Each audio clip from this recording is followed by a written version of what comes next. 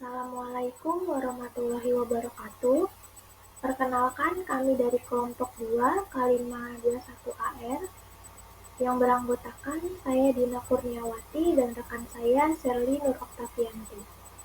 Sebelumnya, terima kasih kepada Ibu Widiana Indah Permata, STRKMN, selaku dosen pengampu pada mata kuliah Analisa Laporan Keuangan.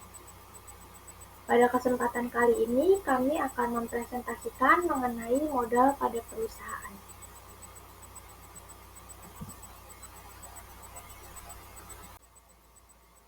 Langsung saja, yang pertama ada pengertian modal. Pengertian modal menurut Mates dalam Rianto pada tahun 2010 mengartikan modal sebagai kolektivitas dari barang-barang modal yang terdapat dalam neraca sebelah debit. Sedangkan yang dimaksud dengan barang-barang modal adalah semua barang-barang yang ada dalam rumah tangga perusahaan dan fungsi produktifnya untuk membentuk pendapatan. Kemudian, sedangkan menurut Pollak dalam Rianto pada tahun 2010, mengartikan modal adalah sebagai suatu kekuasaan untuk menggunakan barang-barang modal. Dengan demikian, modal adalah yang terdapat dalam neraca sebelah kredit. Adapun yang dimaksud dengan barang-barang modal adalah barang-barang yang ada dalam perusahaan yang belum digunakan. Jadi, yang terdapat dalam neraca sebelah kiri. Kemudian, ada juga menurut Becker dalam buku yang sama mengartikan modal adalah baik yang berupa barang-barang konkret yang masih ada di dalam rumah tangga perusahaan yang terdapat di neraca sebelah debit, maupun berupa daya beli atau nilai tukar dari barang-barang itu yang tercatat di sebelah kredit.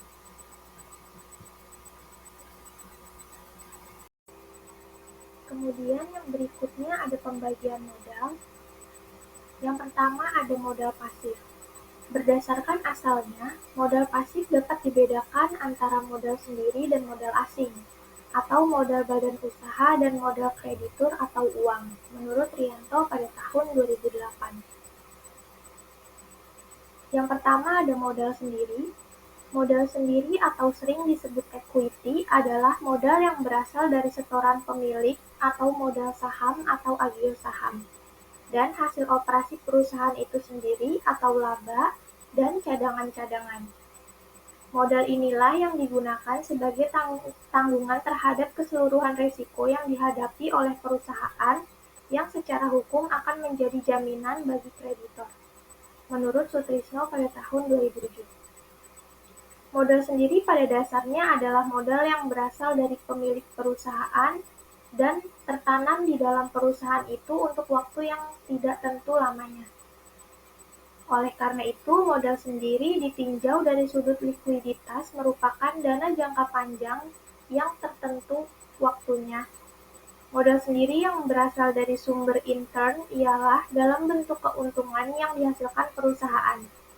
Adapun modal sendiri yang berasal dari sumber ekstern ialah modal yang berasal dari milik perusahaan. Kemudian, menurut Rianto pada tahun 2010, modal sendiri pada dasarnya adalah modal yang berasal dari perusahaan itu sendiri, atau cadangan, atau laba, atau berasal dari pengambilan bagian, peserta atau pemilik, yang disebut modal saham, modal peserta, dan lain-lain. Selain itu, Sumarni Sofihanto pada tahun 2006 berpendapat bahwa modal sendiri adalah modal yang dimasukkan para pemilik perusahaan yang seterusnya akan dioperasikan perusahaan selama masih berjalan perusahaan tersebut.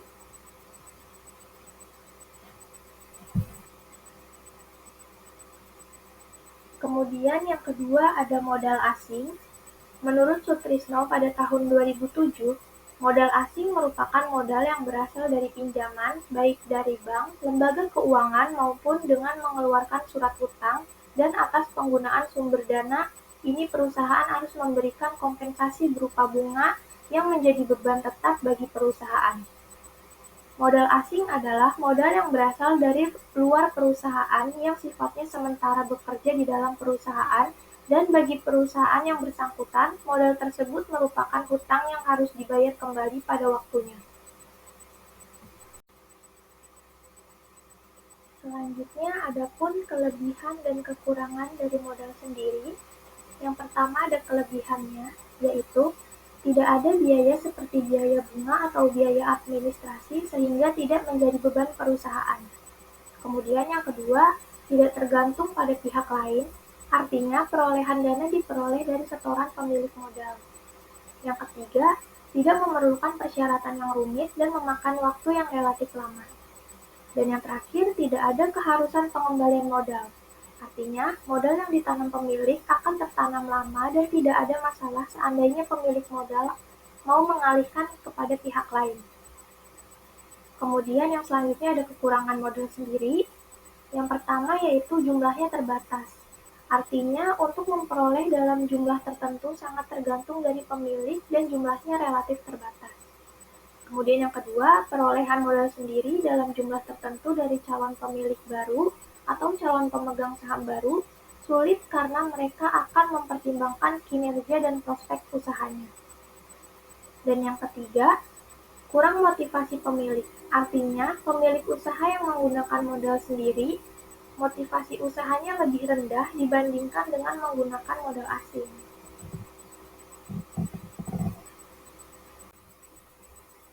Ada pula kelebihan dan kekurangan dari modal asing. Yang pertama, kelebihan dari modal asing ini adalah jumlahnya tidak terbatas. Artinya, perusahaan dapat mengajukan modal pinjaman ke berbagai sumber selama dana yang diajukan perusahaan layak, perolehan dana tidak terlalu sulit. Kemudian yang kedua, motivasi usaha tinggi. Hal ini merupakan kebalikan dari menggunakan modal sendiri. Jika menggunakan modal asing, motivasi pemilik untuk memajukan usaha ini tinggi. Ini disebabkan adanya beban bagi perusahaan untuk mengembalikan pinjaman. Selain itu, perusahaan juga berusaha menjaga image dan kepercayaan perusahaan yang memberi pinjaman tidak tercemar. Sedangkan untuk kekurangan dari modal pinjaman asing yaitu dikenakan berbagai biaya seperti bunga dan biaya administrasi. Pinjaman yang diperoleh dari lembaga lain sudah pasti disertai berbagai kewajiban untuk membayar jasa seperti bunga, biaya administrasi, biaya provisi dan komisi, materai, dan asuransi. Kemudian yang kedua, harus dikembalikan. Modal asing wajib dikembalikan dalam jangka waktu yang telah disepakati. Hal ini bagi perusahaan yang sedang mengalami likuiditas merupakan beban yang harus ditanggung. Kemudian kekurangan yang terakhir yaitu beban moral. Perusahaan yang mengalami kegagalan atau masalah yang mengakibatkan kerugian akan berdampak terhadap pinjaman sehingga akan menjadi beban moral atas utang yang belum atau akan dibayar.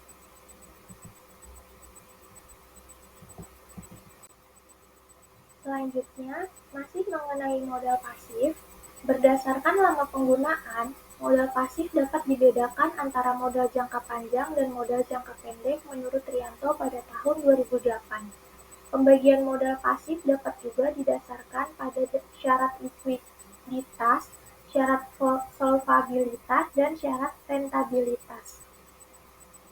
Yang pertama berdasarkan likuiditas.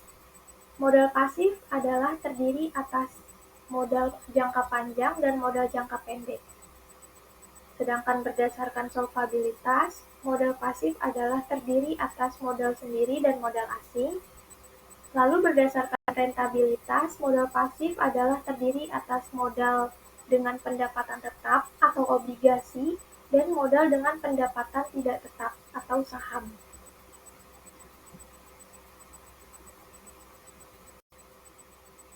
Setelah membahas modal pasif, maka selanjutnya ada modal aktif. Berdasarkan cara dan lamanya perputaran, modal aktif atau kekayaan suatu perusahaan dapat dibedakan menjadi aktiva lancar dan aktiva tetap menurut Rianto pada tahun 2008. Aktiva lancar yaitu aktiva yang habis dalam satu kali putaran dalam proses produksi. Biasanya jangka pendek kurang dari 1 tahun. Contohnya ada kas, piutang, dan persediaan. Sedangkan aktiva tetap yaitu aktiva yang tahan lama, yang tidak atau berangsur-angsur habis dalam proses produksi. Biasanya jangka panjang lebih dari 1 tahun. Contohnya itu ada pabrik atau gedung, tanah, dan lain sebagainya. Perbandingan antara kedua aktiva tersebut akan menentukan struktur kekayaan. Jadi, struktur kekayaan adalah perimbangan aktiva lancar dan tetap. Berdasarkan fungsi kerjanya, aktiva dalam perusahaan, modal aktif atau kekayaan suatu perusahaan dapat dibedakan menjadi modal kerja atau working capital asset dan modal tetap atau fixed capital asset. Modal kerja atau working capital asset yaitu modal kerja dapat dimaksudkan sebagai keseluruh anak aktiva lancar atau gross working capital atau kelebihan dari aktiva lancar di atas hutang lancar atau net working capital. Kemudian yang kedua ada modal tetap atau fixed capital asset. Kemudian yang berikutnya, adapun manfaat dari modal yaitu yang pertama untuk membayar sewa tempat. Adanya modal sangat penting untuk sewa tempat yang harus berbanding lurus dengan harga lahan. Kemudian yang kedua, untuk penyediaan bahan produksi. Modal juga diperlukan untuk persediaan bahan produksi seperti bahan baku, peralatan pendukung produksi, dan mesin produksi. Perusahaan yang menjalankan usahanya dalam bidang penyediaan produk pastinya sangat memerlukan modal untuk membeli alat produksi. Kemudian yang ketiga, untuk menggaji para pekerja. Menjalankan perusahaan selalu lekat dengan anggota-anggota yang berada dalam perusahaan tersebut. Hal ini bisa berupa pegawai atau tenaga kerja. Adanya modal sangat diperlukan untuk membayar berbagai hak karyawan, seperti gaji, tunjangan, dan bahkan asuransi kerja. Kemudian yang keempat, yaitu sebagai simpanan. Tidak selamanya modal harus disalurkan dalam kepentingan produksi. Modal juga harus berwujud simpanan. Gunanya adalah untuk mengantisipasi berbagai hal yang tidak diinginkan perusahaan, seperti defisit, kekurangan biaya operasional, atau adanya peningkatan pasar.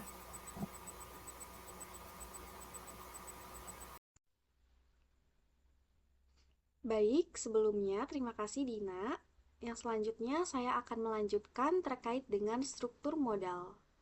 Menurut ahli keuangan I.M. Pandey, struktur modal atau capital struktur mengacu pada campuran sumber dana jangka panjang, seperti surat utang, utang jangka panjang, modal saham preferensi, dan modal saham ekuitas termasuk cadangan dan surplus.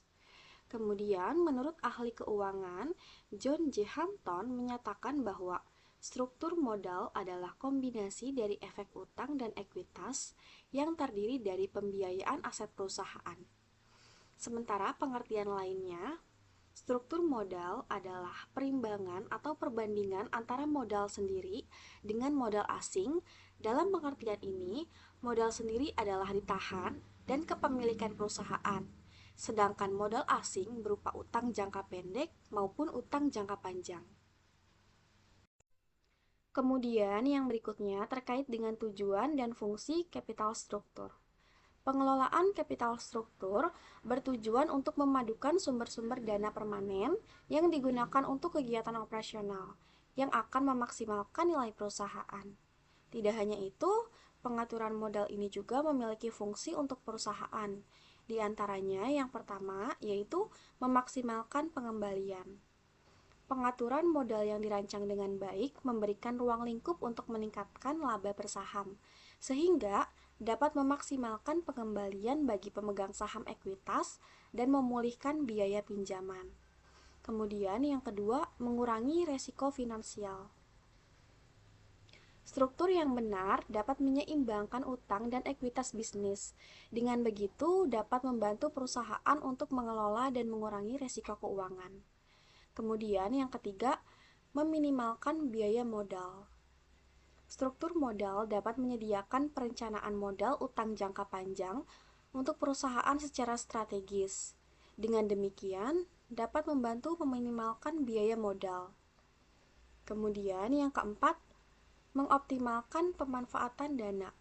Pengaturan modal yang baik dan tersusun secara sistematis membantu perusahaan dalam menghasilkan output yang optimal dari dana yang tersedia.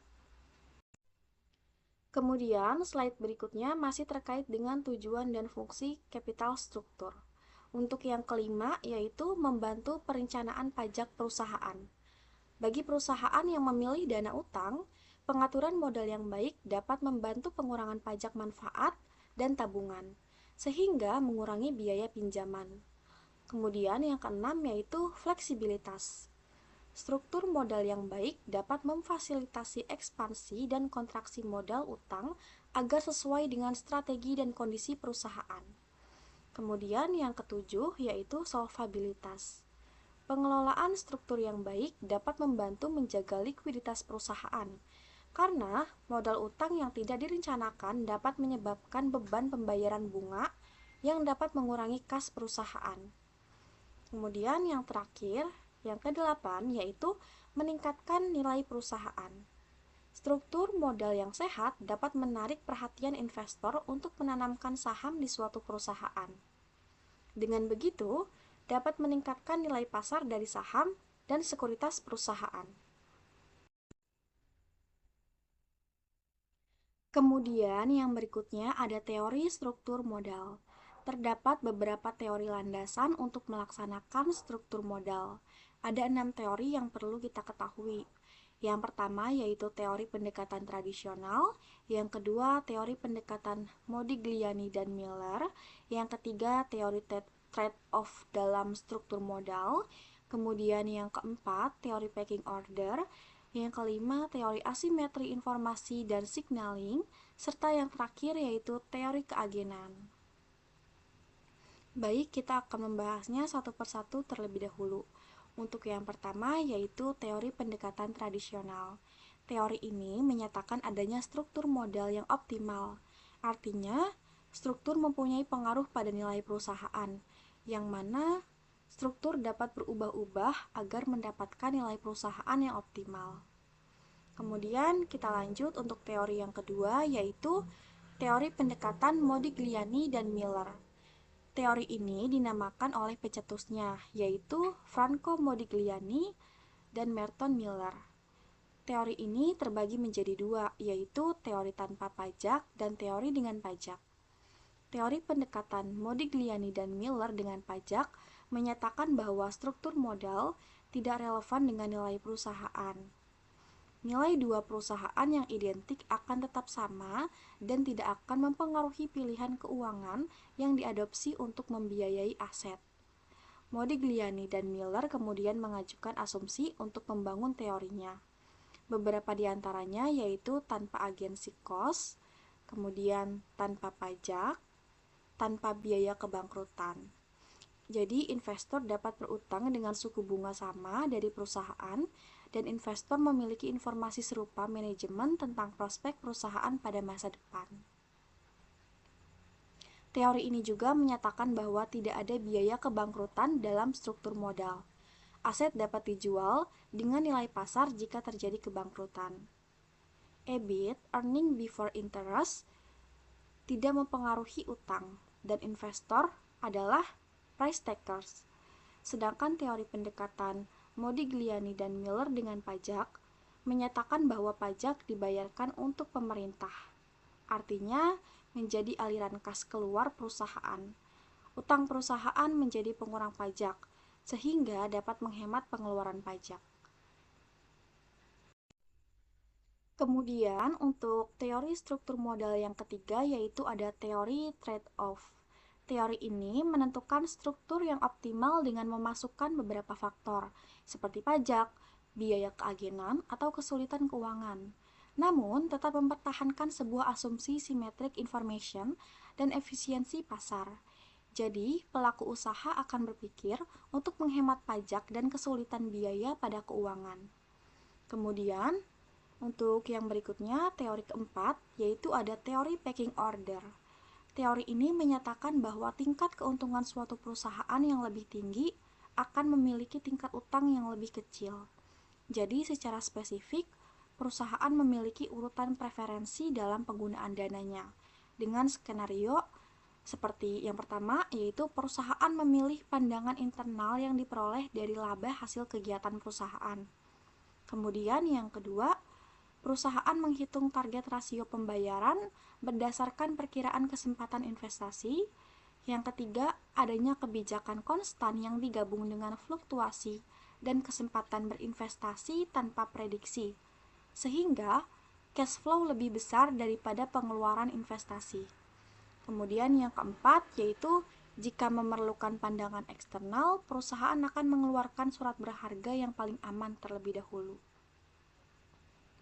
Kemudian yang berikutnya untuk teori yang kelima, yaitu ada teori asimetri informasi dan signaling. Teori struktur modal ini menyatakan bahwa pihak-pihak yang berhubungan dengan perusahaan tidak memiliki informasi yang sama tentang adanya risiko perusahaan. Ada dua jenis teori di dalamnya, yaitu Mears dan Maslow's serta signaling. Menurut teori Mears dan Maslow's, ada asimetri informasi yang terjadi antara manajer dan pihak luar. Jadi, manajer memiliki informasi perusahaan yang lebih lengkap daripada pihak luar. Sementara menurut teori signaling, pengembangan modal dengan penggunaan utang pada struktur itu merupakan sinyal yang disampaikan dari manajer ke pasar. Jadi, manajer memastikan prospek perusahaan, baik dengan saham yang meningkat dan mengkomunikasikannya kepada investor. Kemudian untuk teori yang terakhir yaitu ada teori keagenan. Teori ini menyatakan bahwa struktur yang dibuat untuk mengurangi konflik antara kelompok yang memiliki kepentingan. Kemudian yang berikutnya kita akan membahas mengenai faktor yang mempengaruhi struktur modal. Ada beberapa faktor yang mempengaruhi capital struktur yang perlu kita ketahui. Di antaranya yang pertama yaitu ada struktur aktiva atau tangibility. Menurut Weston dan Brigham, struktur aktiva adalah perimbangan atau perbandingan antara aktiva tetap dan total aktiva. Lalu ada pula menurut Syamsuddin bahwa struktur aktiva adalah penentuan besar alokasi dana untuk tiap-tiap komponen aktiva, baik itu aktiva tetap maupun aktiva lancar. Jadi pada umumnya, perusahaan industri yang sebagian besar modalnya itu tertanam dalam aktiva tetap, itu akan mengutamakan pemenuhan modal dari modal permanen yang berarti modal sendiri. Nah, sedangkan utang adalah bersifat pelengkap. Jadi perusahaan dengan aktiva yang semakin besar, terutama aktiva lancar, itu akan cenderung mengutamakan pemenuhan kebutuhan dana dengan utang. Ini menunjukkan adanya pengaruh struktur aktiva terhadap struktur modal suatu perusahaan. Kemudian, untuk yang kedua yaitu terkait dengan growth opportunity. Jadi, growth opportunity ini adalah peluang perusahaan untuk tumbuh di masa depan. Namun, menurut Kartini dan Arianto, tahun 2008, growth opportunity itu adalah perubahan total aktiva yang dimiliki perusahaan. Jadi perusahaan memiliki kesempatan untuk melakukan investasi pada hal-hal yang menguntungkan. Kemudian yang ketiga itu adalah ukuran perusahaan atau firm size. Perusahaan besar cenderung melakukan diversifikasi atau keanekaragaman produk, serta menentukan lokasi mana untuk mendapatkan keuntungan sebanyak-banyaknya.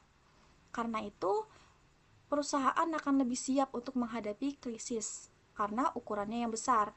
Sementara perusahaan kecil sulit untuk melakukan hal ini, sehingga menyebabkan lebih rentan untuk bangkrut.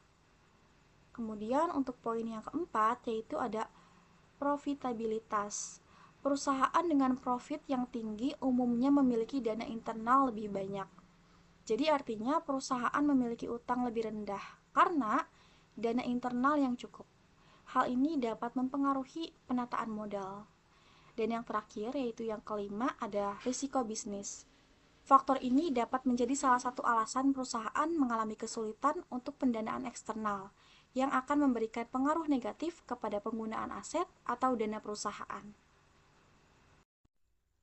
Baik, untuk yang terakhir kita akan membahas mengenai contoh struktur modal. Untuk contohnya yaitu suatu perusahaan memiliki data pada sisi pasifa yakni hutang jangka panjangnya sebesar 1 juta, kemudian modal sendirinya yaitu 9 juta.